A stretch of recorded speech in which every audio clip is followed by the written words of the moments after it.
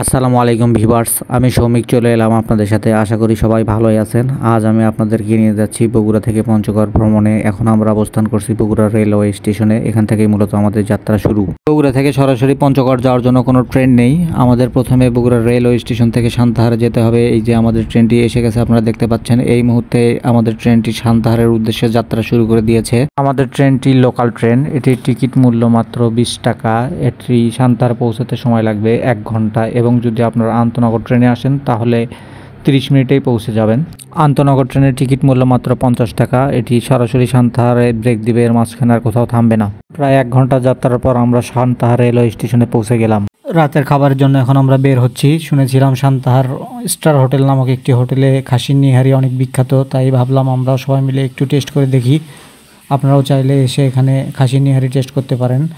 খুবই সুলভ মূল্যে, মাত্র 150 টাকাতেই পাওয়া যায়।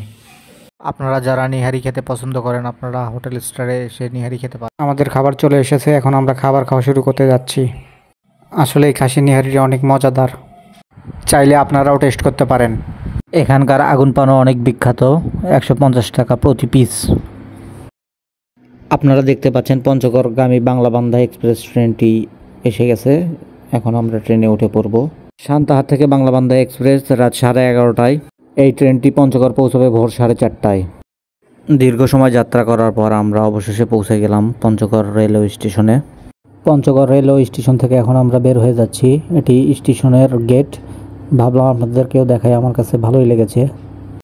স্টেশন থেকেই আমরা একটি অটো নিয়ে নিলাম তেঁতুলিয়া ঘোরার জন্য। এরা সারাদিন ব্যাপী তেঁতুলিয়ার সমস্ত দর্শনীয় স্থান ঘুরে ঘুরে দেখাবে। শুরুতেই আমরা যাচ্ছি কাজী অ্যান্ড কাজী টি স্টেট। এখানে আসার জন্য অনুমতি লাগে। আপনারা যারা কাজী অ্যান্ড কাজী টি স্টেট ভ্রমণ করতে চান, অনুমতি নিয়ে বেলা 12টার আগেই প্রবেশ করবেন, কারণ বেলা 12টার পর প্রবেশ করতে দেওয়া হয় না।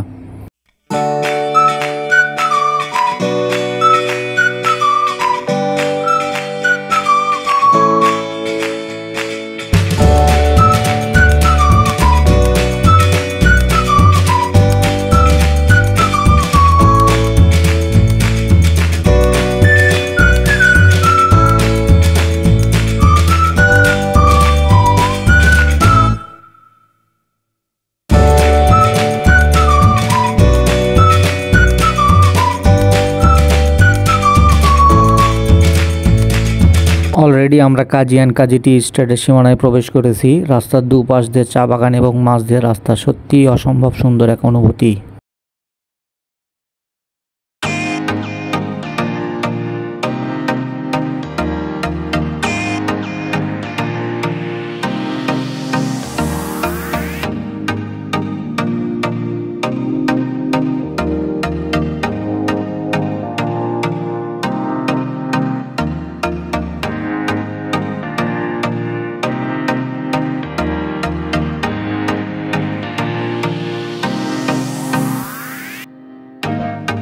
প্রায় 1.5 ঘন্টা যাত্রা করার পর আমরা অবশেষে পৌঁছে গেলাম কাজী অ্যান্ড কাজী টি স্টেটের সামনে। আপনাদেরকে দেখানোর চেষ্টা করছি।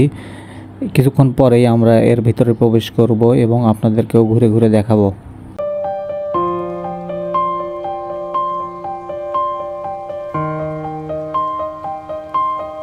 এটি কাজী অ্যান্ড কাজী টি স্টেটের প্রবেশ পথ।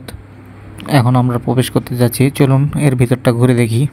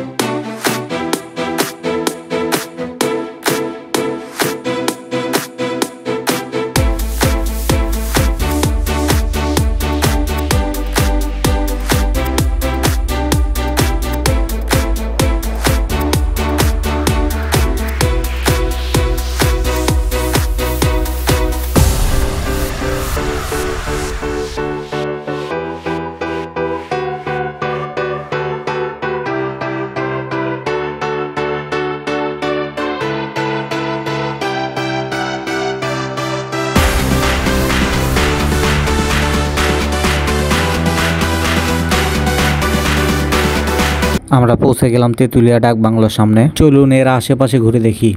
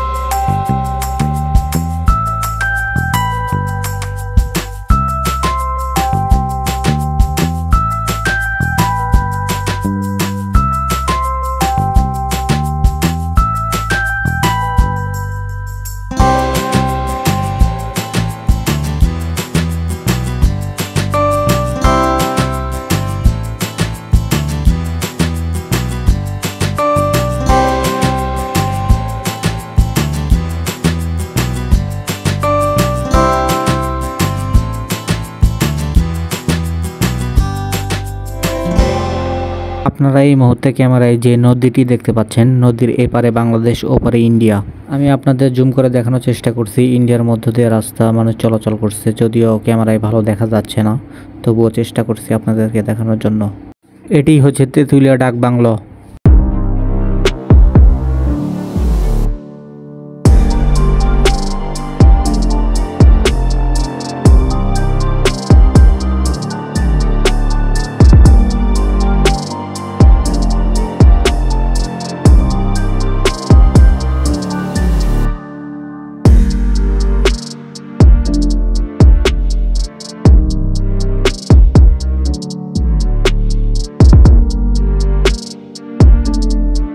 স্থানীয়দের থেকে যতটুকু জানতে পেরেছি যে এই নদীর অর্ধেকটা বাংলাদেশ এবং অর্ধেকটা ইন্ডিয়ার অংশ।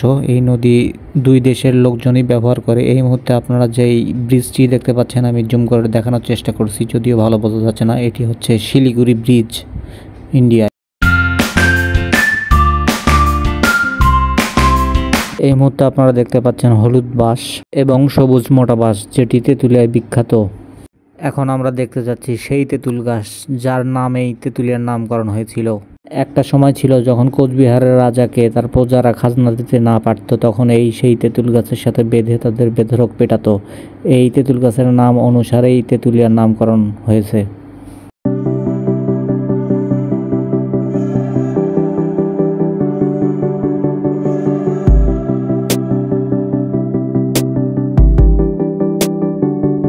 এখন আমরা দেখতে যাচ্ছি ইন্ডিয়ান চা বাগান। এটি বাংলাদেশ ইন্ডিয়া সীমান্তে অবস্থিত।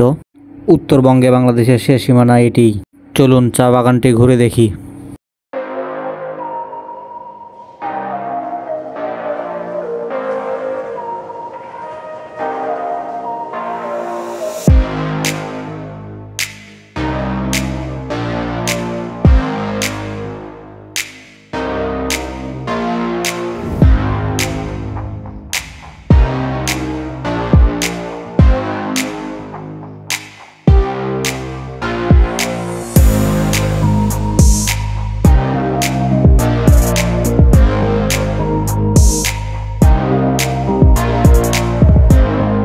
ভিডিওটি সম্পূর্ণ দেখার জন্য অসংখ্য ধন্যবাদ।